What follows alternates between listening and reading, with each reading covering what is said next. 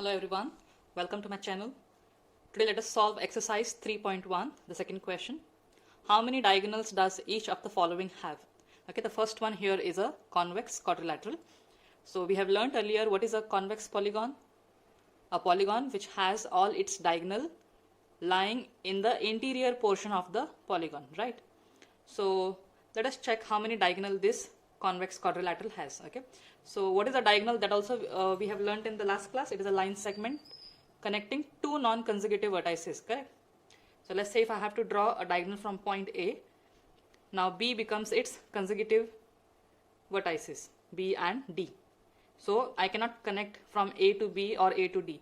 So the non-consecutive one will be A to C. That is, from A to go to C, I have at least one vertex here. So we can connect from A to C. So I have got one diagonal here. Similarly, let's say from B, if I have to draw a diagonal, C and A becomes consecutive. So which is the non-consecutive one? D. So another diagonal can be drawn here. So a convex quadrilateral will have how many diagonals? It will have two diagonals. Same way, now let us solve the second one, that is a regular hexagon. Let's say if I have to draw a diagonal from the vertex A, now B and F both become consecutive. So I cannot join B and F. Leaving these two vertices, we can draw a diagonal to the other remaining vertices. That is, let me draw from A to E. So I have one diagonal here. Similarly, from A to D, the second one, then A to C. So I have got three diagonals from point A. Let's say from point B, if I have to draw a diagonal, now A and C becomes consecutive. So this remaining three all are non-consecutive. So I can join from B to F, then BE, another diagonal here, then BD. So 3 there and 3 here, total 6 became. Now next from C, if you have to draw a diagonal, B and D becomes consecutive. That is just next, they are there. Okay, so leaving these two vertices, I can join the remaining points. So from C, already it is joined. That is, from A, we had joined this part. So F, we can join here. Okay, even E. So how many became? 8, correct? Check which other way we can draw a diagonal. That is, from F and D can be joined. So total we have got 9 diagonals. So a regular hexagon will have 9 diagonals. Look at the triangle.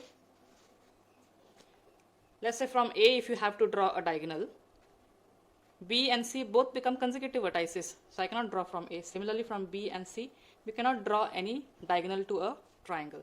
So a triangle has no diagonal. So the answer here will be 0.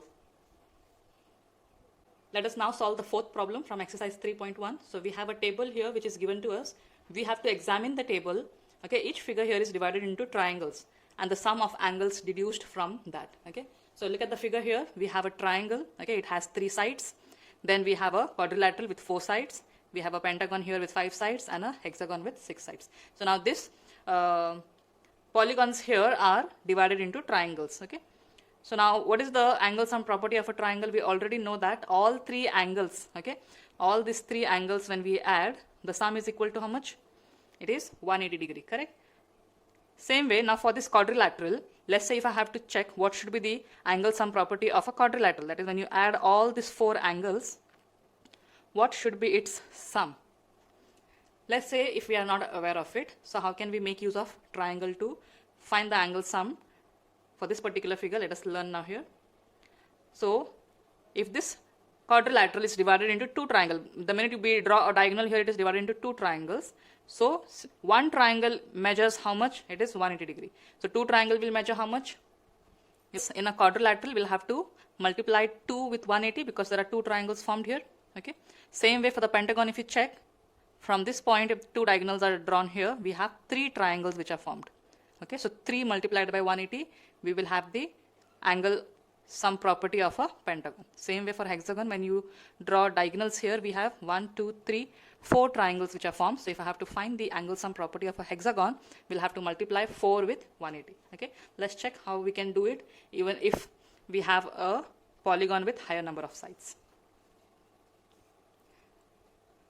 So see here, for triangle, there are 3 sides and all 3 angles after adding we have the answer as 180 degree. For quadrilateral, since 2 triangles are formed, we'll multiply 2 with 180. Okay. So what is the other way which is given to us? Check how many sides we have. We have 1, 2, 3, 4 sides. So from 4 we subtract 2 and multiply with 180. So 4 minus 2 we get it as 2. Same way for pentagon, we have 5 sides. So from 5 we subtract 2, okay, and multiply it with 180. So we have 5 minus 2, that is 3 into 180. Same way for hexagon, we have here 6 sides. So you subtract 2 from 6 and multiply it with 180. So 6 minus 2, we have 4 into 180. Okay. Same way for triangle also, you can see we have 3 sides, correct? So from 3 you subtract 2 and multiply by 180. So 3 minus 2 will be 1 and 180 ones will be 180 itself. So this way, if you have to find the angle sum property of this given figures, can you tell me how much should be their measure? Okay. So for quadrilateral, 2 into 180, it will be 360 degree. Same way for pentagon, 3 multiplied by 180, it will be 540 degree. For hexagon, 4 multiplied by 180 will be 720. So even if any polygon is given to you with higher number of sides, so it may not be possible for you to actually draw and then divide it into triangles. So there what we have to do, take the number of sides, whatever is the number of side given to you, subtract 2 and multiply with 180. Okay. So let us solve the problem which is given to us in the textbook. What can you say about the angle sum of a convex polygon with the number of sides? The first one here is 7. So if 7 is the number of side, what should be the sum of the angles? So what we have to do? 7 minus 2 and multiply with 180. 7 minus 2 is how much? 5 multiplied by 180. So your answer will be 900 degree. Same way for the second one. If a polygon has 8 sides, then what should be the sum of the angles? So 8 minus 2 multiply with 180. So this will be 6 multiplied by 180. Your answer will be 18 6 are 108 and then this 0. So 1080 degree. Same way, let us solve for the third one. If there are 10 sides, so 10 minus 2 multiplied by 180. So this will be 8 multiplied by 180, which is 1440 degree. Same way, let's say any number of sides are given to you. Let's say n. Okay. So from n we will subtract 2, multiply with 180. So here n is nothing but number of sides. So this will be your answer. Thank you, students.